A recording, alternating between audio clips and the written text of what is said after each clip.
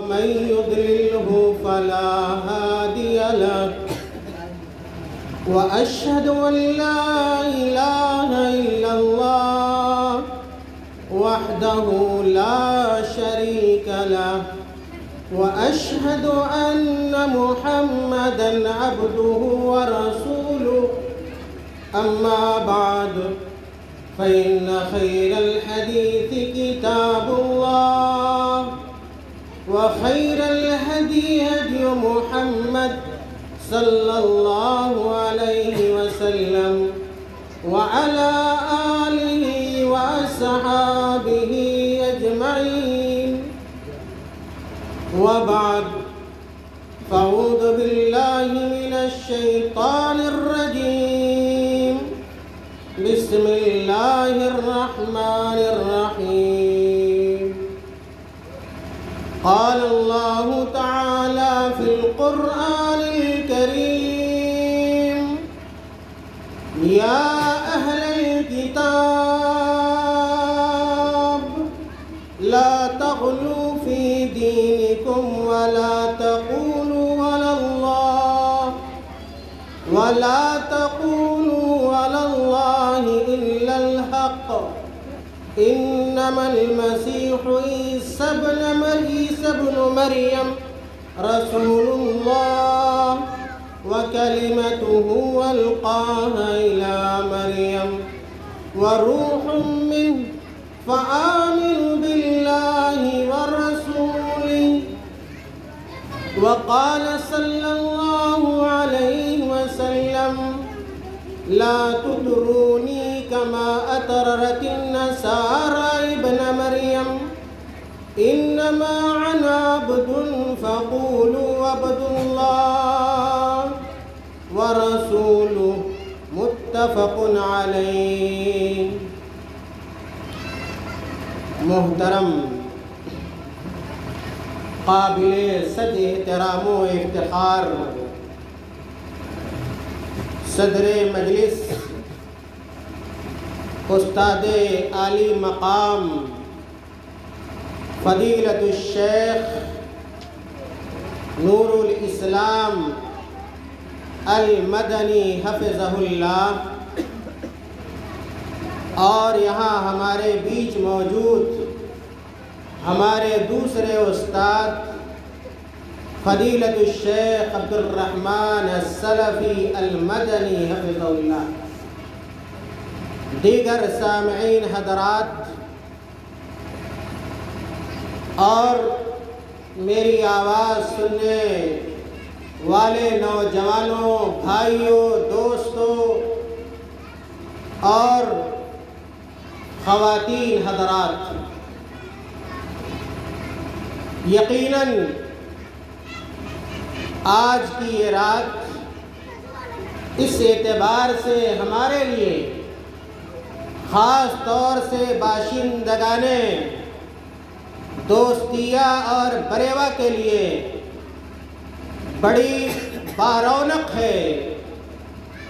اور اہم ہے کہ آج علماء کرام کی ایک اچھی ٹیم آپ کے بیچ موجود ہے۔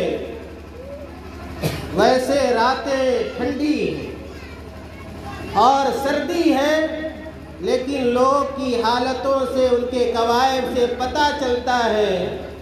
نوجوانوں کو دیکھ کر اندازہ ہوتا ہے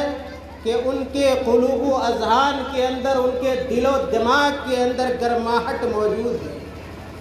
ایمان کی گرمی ہے، ایمان کا جوش ہے، جذبہ فراواں ہے۔ چنانچہ وہ تمام لوگ مبارکباد کے مستحق ہیں اور بے پناہ شکریہ کے حقدار ہیں جن لوگوں نے آج کی اس مجلس کو منعقد کیا ہے۔ میرے بھائیوں، آج کی اس اجلاس میں جو ویسے مختصر ہے لیکن اپنی معنویت کے اعتبار سے، مصداقیت کے اعتبار سے بہت اہم ہے۔ میری آواز جہاں جہاں تک پہنچ رہی ہو، چاہے وہ آف لائن ہو یا آن لائن ہو، جو لوگ بھی میری باتیں سن رہے ہیں، ان تمام لوگوں کے سامنے میں اس پیغام کو پہنچانا چاہتا ہوں، اور یہ پیغام دراصل میرا نہیں ہے، یہ پیغام اس خالق ارض و سما کا ہے اور زمین و آسمان کے پیدا کرنے والے کا ہے، جس نے ہمیں اور آپ کو وجود بخشا ہے۔ بہت سارے لوگ یہ نہیں جانتے کہ آخر وہ کیوں پیدا کیے گئے، ان کے وجود کا مقصد کیا ہے۔ بہت سارے لوگ یوں ہی اپنی زندگی گزارتے ہیں، بسر کرتے ہیں، پیدا ہوئے، کھایا پیا اور لباس پوشاک پہنا اور مر گئے، اور زندگی کا کوئی مقصد سامنے نہیں آتا۔ میرے بھائیوں، ہمیں اور آپ کو ضرور اپنے مقصد کو یاد رکھنا چاہیے کہ اللہ تعالیٰ نے ہمیں کس مقصد کے خاطر اس دنیا کے اندر پیدا کیا ہے۔ اللہ تعالیٰ نے اس مقصد کو قرآن کریم کے اندر بیان فرمایا، اور اللہ تعالیٰ نے کہا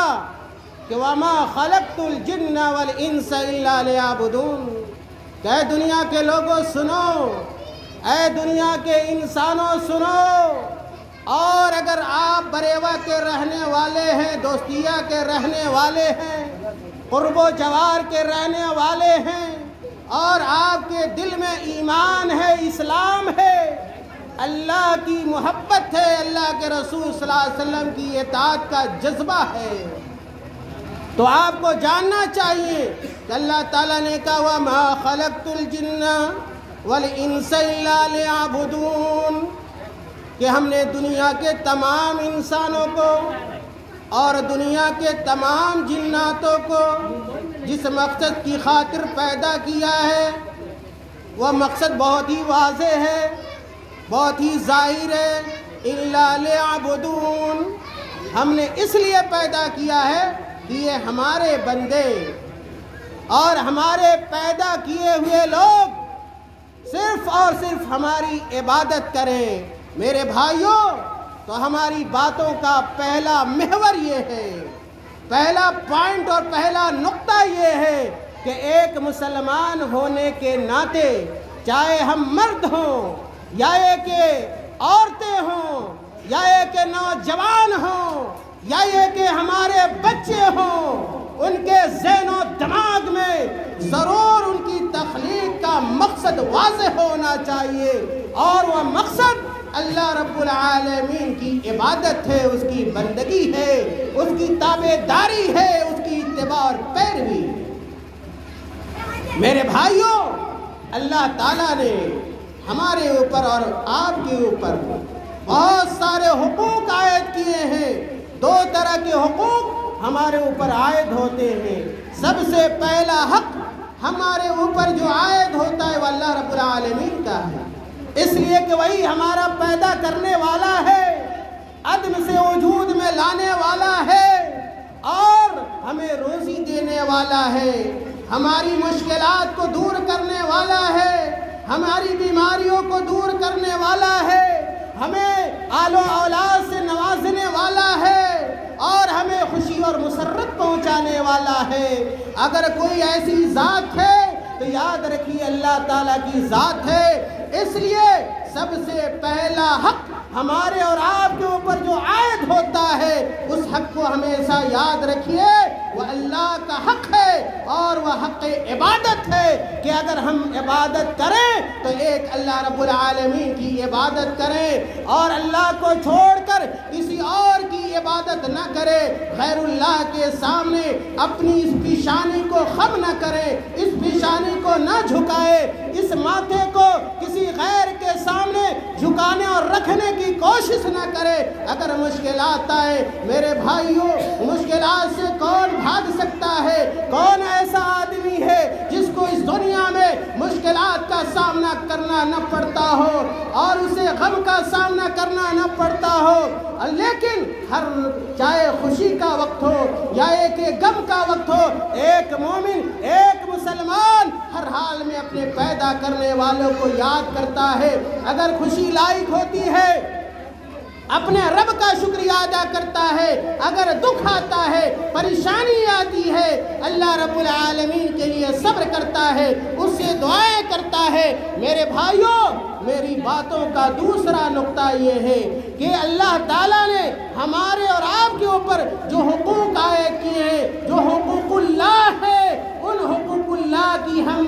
اتباع کریں یا ان حقوق اللہ کی ہم کما حق ادائیگی کریں۔ حقوق اللہ میں سب سے بڑا اور اہم حق میں نے کہا کہ وہ اللہ رب العالمین کی عبادت ہے، اور اسی مقصد کے خاطر اللہ تعالیٰ نے اس دنیا کے اندر ہمیں پیدا کیا ہے۔ اور حقوق اللہ کے ساتھ ساتھ ہم حقوق اللہ کو فراموش نہ کریں کہ ہمارے اوپر جو بندوں کے حقوق عائد ہوتے ہیں، جو والدین کے حقوق عائد ہوتے ہیں، جو پڑوسیوں کے حقوق عائد ہوتے ہیں، جو بیوی کے حقوق عائد ہوتے ہیں، جو بچوں کے حقوق عائد ہوتے ہیں، جو بوڑھوں کے حقوق عائد ہوتے ہیں، جو غریبوں کے حقوق عائد ہوتے ہیں، جو فقیروں، مسکینوں، یتیموں کے حقوق عائد ہوتے ہیں۔ میرے بھائیوں، ان حقوق کی ادائیگی کی بھی ہمیں کوشش کرنی چاہیے۔ اللہ تعالیٰ جس طرح اپنے حقوق کے بارے میں ہم سے آخرت میں پوچھنے والا ہے، سوال کرنے والا ہے، لَتُسْأَلُنَّ يَوْمَئِذٍ عَنِ النَّعِيمِ، اللہ تعالیٰ نے کہا کہ آخرت میں ہر آدمی سے اس کی نعمتوں کے بارے میں اللہ تعالیٰ نے جو بھی نعمتیں ہمیں عطا کر رکھی ہیں، ایک انسان اپنے جسم کے اوپر غور کر لے، ایک انسان اپنی ذات کے اوپر غور کر لے کہ اللہ تعالیٰ نے کتنی نعمتوں سے اسے نوازا ہے۔ اللہ تعالیٰ نے کہا بھی قرآن کریم کے اندر وَإِن تَعُدُّوا نِعْمَتَ اللَّهِ لَا تُحْصُوهَا، اے میرے بندو اگر تم لوگ ہماری نعمتوں کو گننا چاہو۔ آپ یہ دیکھیے، یہ سردی کا موقع ہے، سردی کا موسم ہے، اور گرمی کے لیے ہمارے پاس کتنا انتظام ہے اور کتنا بندوبست ہے۔ یہ ٹوپی، یہ مفلر، یہ جیکٹ اور یہ چادر اور پتہ نہیں کون کون سی چیزیں، یہ ہیٹر اور پتہ نہیں کون کون سی چیزیں۔ میرے بھائیوں، یہ سب اللہ تعالیٰ کی عطا کردہ نعمتیں ہیں، اور ان نعمتوں کے بارے میں اللہ تعالیٰ ہم سے سوال کرنے والا ہے۔ یہ اللہ نے جو تندرستی دی ہے، اللہ نے جو مال و دولت عطا کی ہوئی ہے، ایسا نہیں کہ اللہ تعالیٰ ہم سے حساب و کتاب نہیں کرے گا۔ ایک مومن ہونے کے ناطے، ایک مسلمان ہونے کے ناطے ہمیں پختہ یقین رکھنا چاہیے کہ ان ساری نعمتوں کے بارے میں اگر آل و اولاد کی نعمت اللہ نے دے رکھی ہے تو ان نعمتوں کے بارے میں بھی اللہ تعالیٰ سوال کرے گا کہ تم نے ان نعمتوں کا شکریہ ادا کیا ہے یا نہیں کیا۔ میرے بھائیوں، کہنے کا مقصد یہ ہے کہ جو بھی ایک مسلمان ہونے کے ناطے ہمارے اوپر اللہ کے حقوق عائد ہوتے ہیں، یا یہ کہ اللہ کے بندوں کے جو مختلف حقوق عائد ہوتے ہیں، ان حقوق کی ادائیگی کی ہم مکمل کوشش کریں، اور سب سے اگر آگے ہمیں ہونا چاہیے اور پیش قدمی کرنی چاہیے تو اللہ کے حقوق کے معاملے میں ہمیں پیش قدمی کرنی چاہیے، جس کے بارے میں نے بتلایا کہ وہ اللہ کی عبادت ہے۔ ایک اللہ کی عبادت کی جائے، غیر اللہ کی عبادت سے بچا جائے، جس کو شریعت کی اصطلاح میں شرک کہا جاتا ہے۔ اللہ تعالیٰ نے قرآن کریم کے اندر ارشاد فرمایا ان اللہ لا یغفر ان یشرک بہ ویغفر ما دون ذلک لمن یشاء۔ اللہ تعالیٰ نے کہا کہ اگر ہم سے اور آپ سے شرک کے علاوہ کوئی گناہ ہوتا ہے، کوئی غلطی ہو جاتی ہے، اللہ تعالیٰ اس کو معاف کر دے گا، لیکن اگر ہم اس دنیا میں شرک کے مرتکب قرار پائے اور ہم نے اگر توبہ نہ کیا، اللہ سے معافی ہم نے نہ مانگا، یاد رکھیے کہ ایسے لوگوں کو اللہ تعالیٰ معاف نہیں کرتا ہے۔ اپنے قرب و جوار کو دیکھیے، اپنے ارد گرد کو دیکھیے، اپنی بستی، اپنے علاقے کو دیکھیے، آج مسلمانوں کی حالت و کوائف کو دیکھیے، آپ کو افسوس ہوگا، آپ کو رونا آئے گا کہ آج مسلمان کہاں جا رہے ہیں۔ آج یہ اپنے آپ کو عبداللہ کہنے والے، عبد الرحمن کہنے والے، عبد التواب کہنے والے، مسلمانوں کے گھرانوں میں پیدا ہونے والے، مسلمانوں جیسی زندگی ظاہری طور پر بتانے والے، آج ان کے سر کہاں کہاں جھک رہے ہیں، ان کے ہاتھ کہاں کہاں پھیلے ہوئے ہیں۔ آج ہزاروں کی تعداد میں صرف ہندوستان کے اندر مسلمانوں نے مزار بنا رکھے ہیں، خانقاہ بنا رکھے ہیں، درگاہیں بنا رکھی جاتے ہیں، عورتیں بھی جاتی ہیں، نوجوان بھی جاتے ہیں، بوڑھے بھی جاتے ہیں، بچے بھی جاتے ہیں اور کھلم کھلا شرک کا ارتکاب کرتے ہیں، شرک کا گناہ کرتے ہیں میرے بھائیوں، اور مشرک قرار پاتے ہیں۔ یقیناً ہمارے اوپر اور آپ کے اوپر یہ ذمہ داری عائد ہوتی ہے کہ اگر اللہ تعالیٰ نے ہمیں اگر صحیح منہج عطا کیا ہے، اگر صحیح عقیدہ عطا کیا ہے، اگر ہمیں بریواق بستی کے اندر اگر پیدا کیا ہے، دوستیہ کے اندر پیدا کیا ہے، جو سرزمین اہل حدیثوں کی سرزمین رہی ہے، جو سرزمین یہ اہل حدیث اور جو بستی اور جو گاؤں یہ اہل حدیثوں کا گاؤں رہا ہے، یہاں علماء پیدا ہوئے ہیں، یہاں فضلاء پیدا ہوئے ہیں، جنہوں نے قریہ قریہ جا کر، گاؤں گاؤں جا کر، ڈگر ڈگر جا کر، نگر نگر جا کر، گلی گلی جا کر اور کوچوں میں پھر کر انہوں نے دعوت توحید کا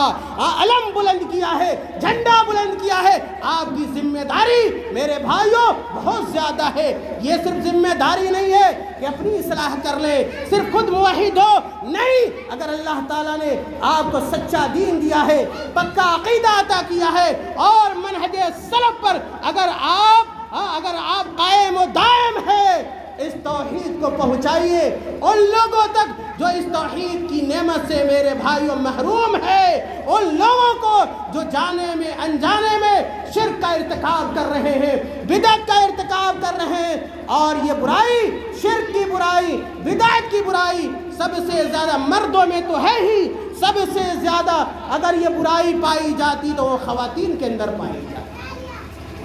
ان کا ایمان اور ان کا یقین میرے بھائی بڑا کمزور ہوتا ہے۔ معمولی دکھ ہوا، تکلیف ہوئی، مصیبت آئی، بیٹا بیمار ہو گیا، شوہر کو مناسب روزگار نہیں مل رہا ہے، روزی نہیں مل رہی ہے۔ آج بہت ساری عورتیں درگاہوں کا چکر لگاتی ہیں، مزاروں پہ جاتی ہیں، باباؤں کے پاس جاتی ہیں اور وہاں شرکیہ اعمال انجام دیتی ہے۔ میں ایسی عورتوں سے، ایسی خواتین سے، ایسے اپنے مسلمان بھائیوں سے میں گزارش کرنا چاہتا ہوں کہ آپ آئیے توحید کی طرف۔ اللہ تعالیٰ نے قرآن کریم میں جگہ بہ جگہ ہمیں توحید کی دعوت دی ہے۔ آپ دیکھیں صحابہ انبیاء علیہ السلام کی زندگی کو، حضرت ایوب علیہ السلام کی زندگی کو، حضرت ابراہیم علیہ السلام کی زندگی کو، حضرت موسیٰ علیہ السلام کی زندگی کو، حضرت عیسیٰ علیہ السلام کی زندگی کو، سب سے زیادہ اپنے رسول جناب محمد مصطفیٰ صلی اللہ علیہ وسلم کی زندگی کو کون ایسا دکھ اور کون ایسی تکلیف، کون ایسی مصیبت ہوگی جو اللہ کے رسول صلی اللہ علیہ وسلم نے برداشت نہ کی ہوگی۔ مکہ کے اندر ہمارے رسول ہے اور لوگوں سے گالیاں سن رہے ہیں اور لوگ برا بھلا کہہ رہے ہیں، لعن طعن کر رہے ہیں اور تہمتیں باندھ رہے ہیں، کوئی ساحر کہہ رہا ہے، کوئی مجنون کہہ رہا ہے اور کوئی قصہ گو کہہ رہا ہے۔ اس کے باوجود میرے بھائیوں اللہ کے رسول صلی اللہ علیہ وسلم نے اپنے اللہ سے کبھی رشتہ نہ توڑا، حالانکہ اللہ کے رسول صلی اللہ علیہ وسلم سے پہلے بھی بے شمار انبیاء علیہ السلام آئے تھے، موجود تھے۔ اگر یہ درگاہوں پر، مزاروں پر، خانقاہوں پر جانا اگر جائز ہوتا تو اللہ کے نبی بھی ایسا کرتے، لیکن اللہ کے نبی نے ایسا نہیں کیا۔ آپ دیکھیں کہ توحید کے خاطر میرے بھائیوں ہمارے صحابہ کرام نے رضوان اللہ علیہم اجمعین نے کتنی تکلیفیں انگیز کی، کتنی تکلیفوں کو انہوں نے برداشت کیا، لیکن کبھی توحید سے میرے بھائیوں صحابہ کرام نے تمام تر تکالیف اور مصیبتوں کے باوجود کمپرمائز صحابہ کرام نے نہیں کیا۔ آپ دیکھیں حیرت ہوگی کیسا ایمان تھا صحابہ کرام کے اندر، ان کے دل و دماغ کے اندر، ان کے سینے کے اندر۔ آپ دیکھیں یہ بلال بن ابی رباح رضی اللہ تعالیٰ عنہ، بلال بن ابی رباح رضی اللہ تعالیٰ عنہ ہے اور یہ مؤذن رسول بھی، مؤذن رسول صلی اللہ علیہ وسلم بھی ہیں، اور اللہ کے رسول صلی اللہ علیہ وسلم کے زمانے میں یہ بڑے بلند آواز کے مالک تھے۔ تو اللہ کے نبی صلی اللہ علیہ وسلم نے اپنے صحابی کو مؤذن مقرر کیا تھا۔ آج ہمارے سماج کے اندر، معاشرے کے اندر مؤذنوں کا کوئی احترام نہیں ہے، بڑی کیا ہے گری ہوئی نگاہ سے آج مؤذنوں کو، اماموں کو دیکھا جاتا ہے، قرائے کرام کو اور عالموں کو دیکھا جاتا ہے۔ میرے بھائیوں، اللہ کے نبی نے بلال بن ابی رباح رضی اللہ تعالیٰ عنہ کو مؤذن مقرر کیا تھا۔ آپ دیکھیں کہ جب بلال رضی اللہ تعالیٰ عنہ اسلام قبول کرتے ہیں، کتنی تکلیف سے، کتنی مصیبت سے بلال رضی اللہ تعالیٰ عنہ دو چار ہوتے ہیں۔ بلال رضی اللہ تعالیٰ عنہ غلام تھے، اسلام لانے سے قبل یہ غلام تھے امیہ بن خلف کے۔ جب یہ اسلام لے آئے اور ان کے آقا امیہ بن خلف کو پتہ چلا کہ ہمارے جو غلام تھے بلال رضی اللہ تعالیٰ عنہ یہ اسلام لے آئے ہیں، چنانچہ اذیت کا سلسلہ شروع ہو جاتا ہے اور تکلیف دینے کا اور عذاب دینے کا سلسلہ شروع ہو جاتا ہے۔ دیکھیے ان کے صبر کو، دیکھیے کہ سب جانتے ہیں کہ مکہ جو شہر ہے اور اسی طرح عرب کا جو پورا علاقہ ہے وہاں گرمی شدید پڑتی ہے، بہت زیادہ گرمی ہوتی ہے۔ جب یہ اسلام لے آئے تو ان کے آقا کو خبر ہوئی تو یہ عین گرمی کے دن میں، اور وہ بھی دوپہر کے وقت میں، امیہ بن خلف دوپہر کے وقت میں بلال رضی اللہ تعالیٰ عنہ کو لاتا اور مکہ کے پتھریلی زمین پہ لٹا دیتا۔ زمین سے بھی گرمی، آسمان کی بھی گرمی، اور اس کے باوجود یہ امیہ بن خلف اس طرح ستاتا تھا بلال رضی اللہ تعالیٰ عنہ کو کہ گرم پتھر لاتا اور اس گرم پتھر کو حضرت بلال رضی اللہ تعالیٰ عنہ کے سینے پر رکھ دیتا اور کہتا یا تو تم اپنے دین سے پھر جاؤ، اسلام سے پھر جاؤ، محمد صلی اللہ علیہ وسلم کی نبوت یا رسالت کا انکار کر دو، یا اسی حالت میں تمہاری موت ہو جائے گی۔ تمام تر تکالیف کے باوجود، تمام تر مصائب و مشکلات کے باوجود آج ہمارے نوجوان سمجھتے ہیں اسلام یوں ہی مل گیا ہے اور یہ توحید کی نعمت یوں ہی حاصل ہو گئی ہے۔ میرے بھائیوں، ایسی بات نہیں ہے۔ ہم سے قبل کے لوگوں نے بڑی عظیمتیں اور بڑی مصیبتیں انہوں نے اٹھائی ہیں اور برداشت کی، اس پر چلے ہیں، لیکن تمام تر مشکلات کے باوجود یہ بلال رضی اللہ تعالیٰ عنہ کہتے تھے، احد کہا کرتے تھے کہ نہیں، میں ایک اللہ کا ماننے والا ہوں، جس اللہ نے مجھے پیدا کیا ہے اس کی عبادت چھوڑ کر میں کہیں اور نہیں جا سکتا، محمد صلی اللہ علیہ وسلم کی نبوت اور رسالت کا انکار نہیں کر سکتا۔ میرے بھائیوں، میں نے یہ واقعہ جو سیرت کا واقعہ، حدیث کا واقعہ ہے، میں نے اس لیے آپ کے سامنے رکھا کہ ہمارے ایمان کے اندر بھی جوش پیدا ہونا چاہیے، جذبہ پیدا ہونا چاہیے، اور جو توحید کی نعمت ہمیں حاصل ہوئی ہے اس نعمت کا ہمیں احساس ہونا چاہیے۔ آپ دیکھیں یہ خباب بن الارت رضی اللہ تعالیٰ عنہ، خباب بن الارت رضی اللہ تعالیٰ عنہ ہے، سابقین صحابہ کرام میں ان کا شمار ہوتا ہے، وہ صحابی رسول ہیں۔ خباب بن الارت رضی اللہ تعالیٰ عنہ جو محض 20 سال کی عمر میں اسلام لے آتے ہیں، محض 20 سال میں اسلام لے آتے ہیں، اور اس وقت تمام صحابہ کرام کی تعداد 20-25 سے زیادہ نہیں، ایسے وقت میں اسلام قبول کرتے ہیں۔ اور جب ان کے اسلام لانے کی خبر ان کے آقا کو ہوتی ہے، اور ان کی جو مالکن تھی وہ ام انمار بنت سبا تھی، جب ان کو پتہ چلا کہ ہمارا یہ غلام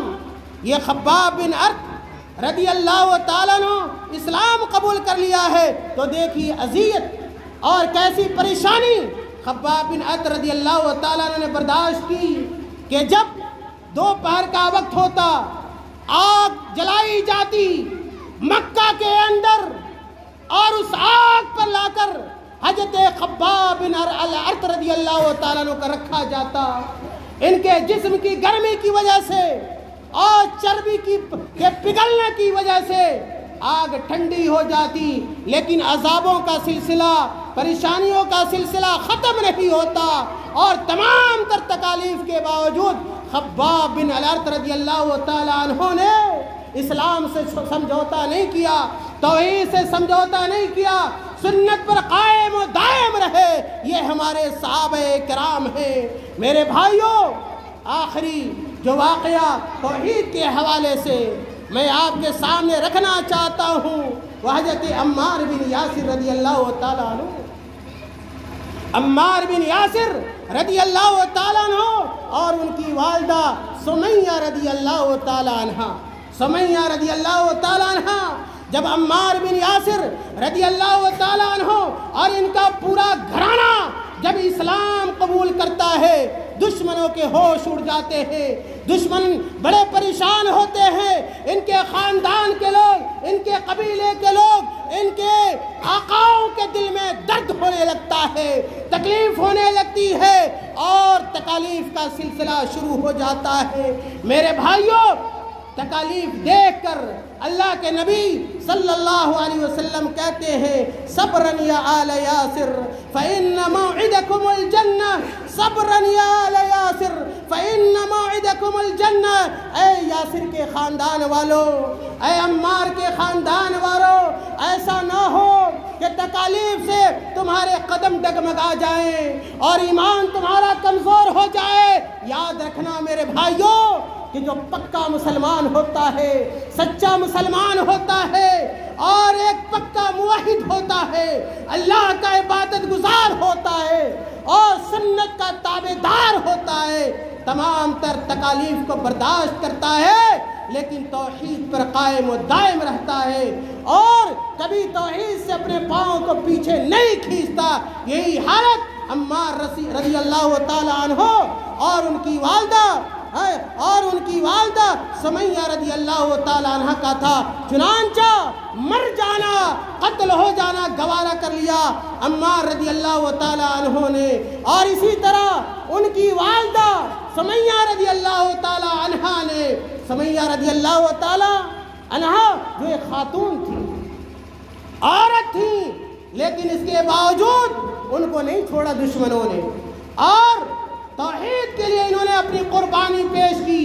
اور ان کے آقا نے ایسی تکلیف دی، ایسی مصیبت دی جو تاریخ میں میرے بھائیوں نہیں ملتی، اور ان کو دو جانوروں کے بیچ میں دو پاؤں دو طرف کر کے ان کو چیر دیا گیا اور ساتھ ہی ساتھ ان کے شرمگاہ میں میرے بھائیوں نیزے مارے گئے۔ اسی لیے امام ابن کثیر رحمت اللہ نے لکھا کہ اسلام کی سب سے پہلی شہیدہ اگر کوئی ہے تو حضرت سمیہ رضی اللہ تعالیٰ عنہ ہے۔ میرے بھائیوں، یہ وہ نمونے ہیں جو نمونے اسلام کی تاریخ کے اندر، اسلامی تاریخ کے اندر اس کے صفحات میں موجود ہے، اور ان واقعات کو رکھ کر ہمیں اور آپ کو اپنا جائزہ لینا چاہیے کہ ہم بھی محمد صلی اللہ علیہ وسلم کی امتی ہیں اور محمد صلی اللہ علیہ وسلم پر ایمان رکھنے والے ہیں، لیکن کیا آج ہمارے دل میں وہ توحید ہے، وہ ایمان ہے، وہ اسلام ہے جو صحابہ کرام کے دلوں کے اندر اور ان کے قلوب و اذہان کے اندر پایا جاتا تھا؟ میرے بھائیوں، اس لیے ایک مسلمان کی ذمہ داری بنتی ہے کہ وہ اللہ کے حق کو پہچانے، اللہ کی توحید کو پہچانے اور یہ عزم کرے کہ جب تک وہ زندہ رہے گا اسلام پر قائم و دائم رہے گا، جب تک وہ زندہ رہے گا ایمان پر قائم و دائم رہے گا، توحید پر عمل کرتا رہے گا، کبھی غیر اللہ کی عبادت نہیں کرے گا اور شرک سے اجتناب کرے گا، بدعات سے اجتناب کرے گا۔ اسی لیے اللہ تعالیٰ نے قرآن کریم میں ان راستوں سے ہمیں بچنے کی تاکید فرمائی ہے جن راستوں سے اللہ تعالیٰ کے حقوق ضائع ہوتے ہیں، یا ایک انسان شرک جیسے کبیرہ گناہ کے اندر، بڑے گناہ کے اندر داخل ہو جاتا ہے۔ میرے بھائیوں، میں نے اپنی بات کے شروع میں یا اپنی تقریر کے آغاز میں میں نے قرآن کریم کی ایک آیت پڑھی تھی۔ اللہ تعالیٰ نے کہا یا اہل الکتاب لا تغلو فی دینکم، اللہ تعالیٰ نے کہا اے اہل کتاب، اے یہود و نصارہ، اہل کتاب شریعت کی اصطلاح میں اہل کتاب کو کہا جاتا ہے، یعنی وہ لوگ، وہ امتیں، وہ قومیں جن کو اللہ تعالیٰ نے آسمانی کتاب عطا کی تھی، جیسے حضرت موسیٰ علیہ السلام، حضرت عیسیٰ علیہ السلام اور حضرت داؤد علیہ السلام۔ یہ وہ امتیں ہیں جن کو اللہ تعالیٰ نے، جن کے نبی کے اوپر آسمانی کتاب نازل ہوئی کی تھی، جس طرح ہمارے نبی محمد صلی اللہ علیہ وسلم کے اوپر اللہ تعالیٰ نے قرآن کو نازل فرمایا، جو اللہ تعالیٰ کی سب سے آخری آسمانی کتاب ہے۔ اسی طرح یہودیوں کو بھی، نصرانیوں کو بھی اللہ تعالیٰ نے ان کے اوپر کتاب نہ، ان کے نبی کے اوپر یعنی حضرت موسیٰ، حضرت عیسیٰ علیہ السلام کو آسمانی کتاب دی تھی۔ تو اللہ تعالیٰ نے یہود و نصارہ کو مخاطب کیا اور کہا یا اہل الکتاب لا تغلوا فی دینکم، کیا اہل کتاب تم لوگ اپنے دین میں غلو نہ کرو، دین میں حد سے آگے بڑھنے کی کوشش نہ کرو، دین کو پھلانگنے کی کوشش نہ کرو، اور جو لکیریں ہیں ان لکیروں سے آگے بڑھنے کی کوشش نہ کرو، اس لیے کہ غلو کرو گے تباہ ہو جاؤ گے، برباد ہو جاؤ گے۔ جس طرح یہودیوں نے اپنے دین میں غلو کیا، اپنی شریعت میں غلو کیا، اپنے نبی کی شان میں غلو کیا، تباہ ہو گئے، برباد ہو گئے، اللہ نے گمراہ کر دیا، اللہ نے ذلیل کر دیا۔ اس لیے اللہ تعالی ہمیں اور آپ کو نصیحت فرما رہا ہے، اے محمد صلی اللہ علیہ وسلم کے ماننے والے، تم بھی ایسی راہ اختیار نہ کرنا، ایسے راستے اختیار نہ کرنا، وہ طریقے اختیار نہ کرنا جن طریقوں کو اختیار کر کے یہود گمراہ ہو گئے، تباہ و برباد ہو گئے، اور ان کی بربادی کا واحد ذریعہ، واحد راستہ جو تھا وہ دین میں غلو کرنا تھا، دین میں اللہ، دین کے معاملے میں اللہ کی حدوں کو پار کرنا تھا۔ اللہ تعالیٰ نے کہا یا اہل الکتاب لا تغلوا فی دینکم ولا تقولوا علی اللہ الا الحق، اور اللہ تعالیٰ سے متعلق وہی بات کو جو حق بات ہو۔ اللہ تعالیٰ زمین و آسمان کا پیدا کرنے والا ہے، ہمیں اور آپ کو وجود بخشنے والا ہے، اور اللہ تعالیٰ اس کائنات میں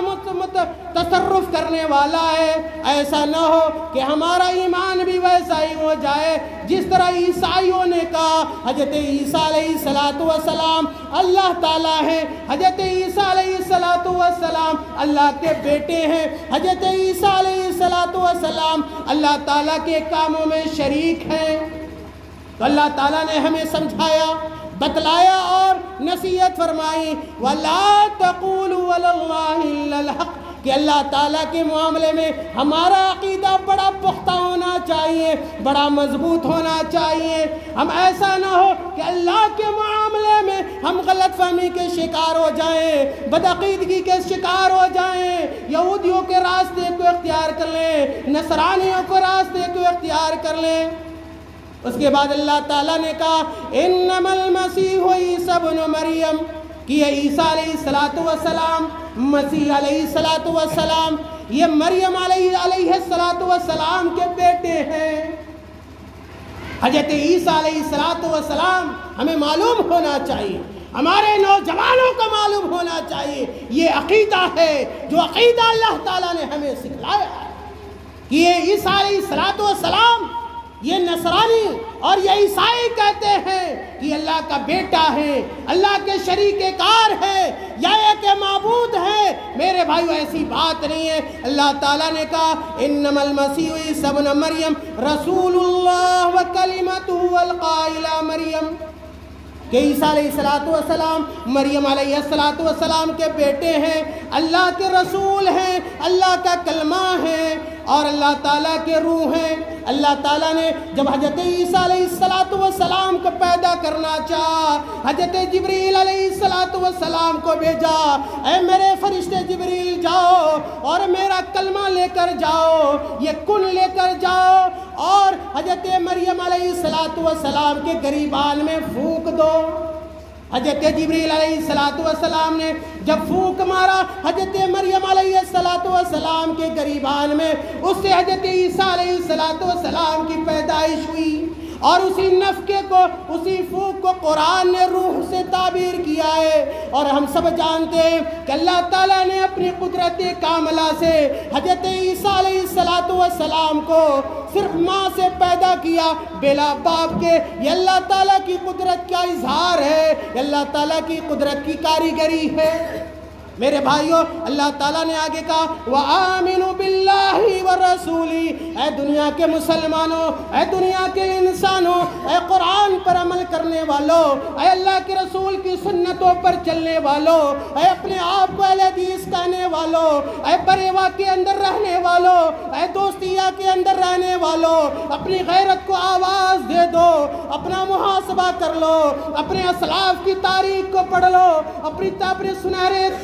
اپنی سنہری تاریخ کے اوراق کو پڑھو، آؤ اللہ کی طرف آؤ، آؤ سنت کی طرف آؤ، حدیثوں کی طرف آؤ۔ وَآمِنُوا بِاللَّهِ وَرَسُولِهِ، اللہ پر ایمان لے آؤ، اللہ کے رسول صلی اللہ علیہ وسلم پر اسی طرح ایمان رکھو جس طرح صحابہ کرام نے اللہ کے رسول پر ایمان رکھا اور ایمان لائے۔ میرے بھائیوں، ایک دوسری آیت کے اندر اللہ تعالیٰ نے کہا اتخذوا احبارهم ورهبانهم اربابا من دون اللہ۔ اللہ تعالیٰ نے یہاں بھی ہمیں نصیحت فرمائی اور کہا اے مسلمانوں، تمہارا رویہ ایسا نہیں ہونا چاہیے جو رویہ یہودیوں کا تھا، نصرانیوں کا تھا۔ نصرانیوں نے اور یہودیوں نے اپنے علماء کو اپنا رب بنا لیا، اپنے درویشوں کو اپنا رب بنا لیا، اور اپنے اسی طرح جو لوگ ان کے بڑے تھے ان کو اپنا رب بنا لیا۔ اتخذوا احبارهم ورهبانهم اربابا من دون اللہ۔ جب یہ آیت کریمہ نازل ہوئی، حضرت عدی بن ابی حاتم رضی اللہ تعالیٰ عنہ جناب محمد مصطفیٰ صلی اللہ علیہ وسلم کے پاس جاتے ہیں اور کہتے ہیں اے اللہ کے رسول صلی اللہ علیہ وسلم، اللہ تعالیٰ نے کہا کہ یہودیوں اور نصرانیوں نے اپنے عالموں کو، علماؤں کو، درویشوں کو اپنا رب بنا لیا ہے، حالانکہ وہ اپنے عالموں کی عبادت نہیں کرتے ہیں۔ آخر اس آیت کا مفہوم کیا ہے؟ اللہ کے رسول نے کہا اے میرے صحابی عدی سنو، غور سے سننا۔ کہا اللہ کے رسول صلی اللہ علیہ وسلم نے اے عدی، کیا یہ یہود یہ نصارہ اپنے علماء کی حلت اور حرمت کو آخری شے قرار نہیں دیتے؟ ان کے علماء نے اگر کسی کو کسی معاملے کے بارے میں، کسی مسئلے کے بارے میں کہہ دیا یہ حلال ہے تو اس کو حلال سمجھتے ہیں، اگر کہہ دیا حرام ہے تو حرام سمجھتے ہیں۔ کیا یہ معاملہ یہود و نصارہ کا نہیں ہے؟ تو عدی نے کہا کہ ہاں اللہ کے رسول صلی اللہ علیہ وسلم ایسا تو کرتے ہیں۔ تو اللہ کے نبی نے کہا کہ یہی ان علماء کو اور ان درویشوں کو اللہ کے علاوہ رب بنانے کا معاملہ ہے۔ میرے بھائیوں، آج ہم اپنے قرب و جوار کو دیکھیں، آج بہت سارے مسائل میں لوگوں کو قرآن سنایا جاتا ہے، حدیثیں سنائی جاتی ہیں، سنت کے راستے بتلائے جاتے ہیں، لیکن بہت سارے لوگ ہیں، بہت سارے فرقے ایسے موجود ہیں، بہت ساری ایسی جماعتیں موجود ہیں جو یہ کہتی ہیں نہیں، ہم تو وہ مانیں گے جو ہمارے عالم دین کا قول ہوگا، جو ہمارے پیر صاحب کہیں گے، جو ہمارے فلاں صاحب کہیں گے، ہم اس سے ہٹنے والے نہیں ہیں، اس سے دور ہونے والے نہیں ہیں، چاہے قرآن کچھ بھی کہے، اللہ کے رسول کی سنتیں جو بھی ہوں، لیکن اپنے علماء کی باتوں سے، اپنے فقہاء کی باتوں سے، اپنے درویشوں کی باتوں سے پیچھے ہٹنا گوارا نہیں کرتے۔ میرے بھائیوں، یہی اس آیت کا مفہوم ہے اتخذوا احبارهم ورهبانهم اربابا من دون اللہ۔ میرے بھائیوں، باتیں زیادہ ہیں، آیتیں بے شمار ہیں، ہمارے مشائخ موجود ہیں، میں نے اجازت لی تھی اور شیخ نے اجازت دی تھی، اس لیے قدرے، ویسے میرے پاس اور بہت ساری آیتیں، حدیثیں ہیں، انشاءاللہ آئندہ کبھی موقع ملے گا تو ان آیتوں کو آپ کے سامنے پیش کیا جائے گا۔ آخر میں پھر اپنے اس مقصد پر آتا ہوں کہ اللہ نے ہمیں اور آپ کو بہت ساری نعمتیں دی، ان نعمتوں میں سے سب سے بڑی نعمت توحید ہے، نعمت اسلام ہے، نعمت منہج سلف ہے۔ تو یاد رکھیے، جہاں بھی رہیے، جب تک رہیے، جب تک ہم اور آپ زندہ رہیں، ہمارا نعرہ ایک ہو، ہمارا ترانہ ایک ہو، اور وہ لا الہ الا اللہ محمد الرسول اللہ ہو، اور اس کے جو بھی تقاضے ہیں ان تقاضوں کو ہم پورا کریں، اگر زندہ رہے اسلام پر، مرے اسلام پر، جس طرح صحابہ کرام نے اپنی جان آفری کے حوالے کر دی اور آگ کے حوالے ہونا گوارا کر لیا، دشمنوں کے مار کو کا کھانا منظور کر لیا، لیکن اسلام اور ایمان اور توحید سے سمجھوتا نہیں کیا، تو یہی ہماری زندگی کا مشن ہونا چاہیے اور یہی ہماری پیدائش کا مقصد ہے اور یہی ہمارا مشن ہونا چاہیے۔ اور اسی پر میں اپنی باتوں کو ختم کرتا ہوں اور اللہ تعالیٰ سے دعا کرتا ہوں کہ اللہ تعالیٰ ہمارے عقیدے کی اصلاح فرما دے، اللہ تعالیٰ پورے طور پر ہمیں موحد بنا دے، اللہ تعالیٰ ہمیں قرآن اور حدیث پر عمل کرنے کی توفیق عطا فرما دے، آمین۔ وآخر دعوانا الحمدللہ رب العالمین۔